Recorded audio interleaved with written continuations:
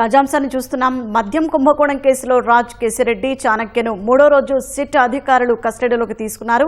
వైద్య పరీక్షల అనంతరం ప్రశ్నిస్తున్నారు. ఇక మరింత సమాచారం మా ప్రతినిధి జయప్రకాష్ అడిగి తెలుసుకుందాం.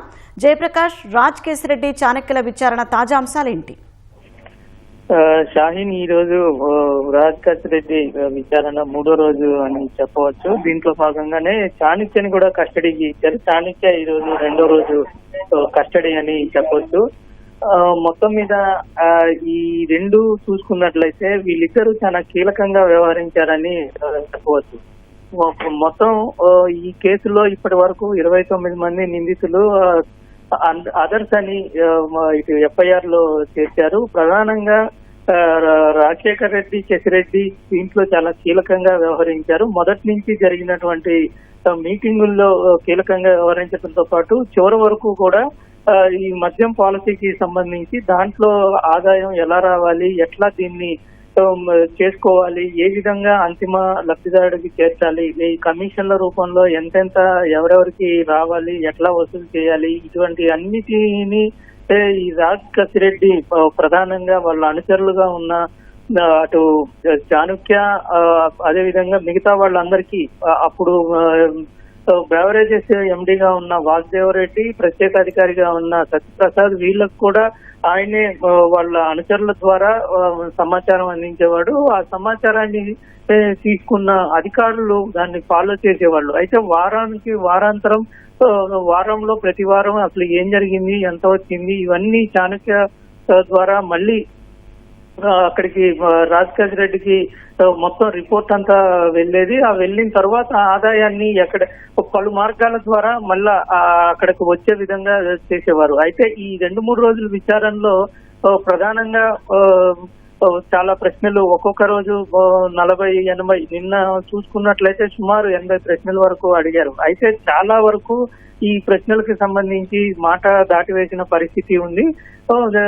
అయితే నిన్న జరిగినటువంటి విచారణలో జగన్ ఆదేశాల మేరకే చేశామని, ఈ పాలసీ ప్రక్రియ అంతా జగన్ ఆదేశాల మేరకే చేశామనే విషయాన్ని విచారణలో వెల్లడించినట్లు మనకి సమాచారం తెలుస్తుంది. మొదటి మీటింగ్ లో మిథున్ రెడ్డి, విజయసాయి రెడ్డి, వాసుదేవ్ రెడ్డి, సత్యప్రసాద్ తో పాటు రాజ్ కేశిరెడ్డి కూడా ఉన్నారు. అసలు పాలసీ సమావేశం చేసి ఆ పాలసీ ఏ విధంగా ఉండాలి, ఎంత కమిషన్లు రావాలి, ఎట్లాగా దీంట్లో ఆదాయాన్ని సంపాదించాలి అనే విషయాలన్నింటినీ మొదటి 2 మీటింగుల్లోనే వాళ్ళు ఒక రూపకల్పన చేసినట్లు నిన్న జరిగినటువంటి విచారణలో తెలిపినట్టు మనకి సమాచారం తెలుస్తుంది.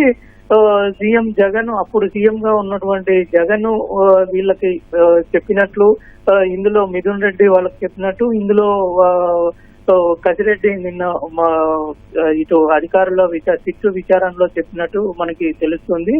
అయితే ఇందులో ఇప్పటి వరకు సిట్ అధికారులు కొన్ని సంస్థల్లో పెట్టుబడి పెట్టడం, సినిమాలు తీయటం, ఇటు గోల్డ్ కు సంబంధించినటువంటి బిజినెస్ లో వాటిల్లో దీంట్లో వచ్చినటువంటి నగదుని అందులో పెట్టుబడిగా పెట్టి దాన్ని మళ్ళీ నల్లధనాన్ని తెల్లధనం చేసుకునేందుకు వివిధ మార్గాలు ఎంచుకున్నట్టు ప్రాథమికంగా గుర్తించారు. అయితే ఇవన్నీ రాజ్ కేశిరెడ్డి దగ్గరకు వచ్చిన తర్వాత అసలు ఏ మార్గంలో అతను పై స్థాయిలో ఉన్నటువంటి కీలక నేతలకు వెళ్ళాయి అనే వాటిల్లో కొంత స్పష్టత రావాల్సిన అవసరం అయితే ఉంది. దాని గురించి ప్రధానంగా వీళ్ళు అధికారులు విచారిస్తూ ఉన్నారు.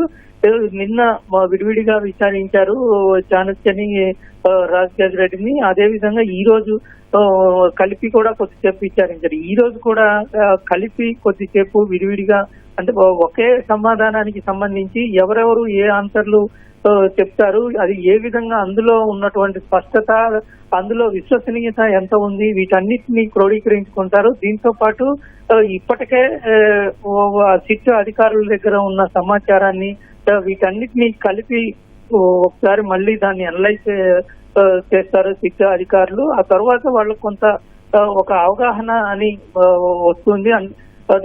దీన్ని మళ్ళీ ముందుకు తీసుకువెళ్లి ఇందులో ఇంకా ఎవరెవరు ఉన్నారు అనే కోణంలో కూడా సిట్ అధికారులు దర్యాప్తు చేస్తూ ఉన్నారు. ఈ రోజు విచారణ కొనసాగుతుంది. కోర్టు ఇచ్చినటువంటి అనుమతి మేరకు ఉదయం 8 గంటల నుంచి సాయంత్రం 6 గంటల వరకు విచారణ జరుపుకునేందుకు అనుమతినిచ్చింది షాయి. ధన్యవాదాలు జయప్రకాష్.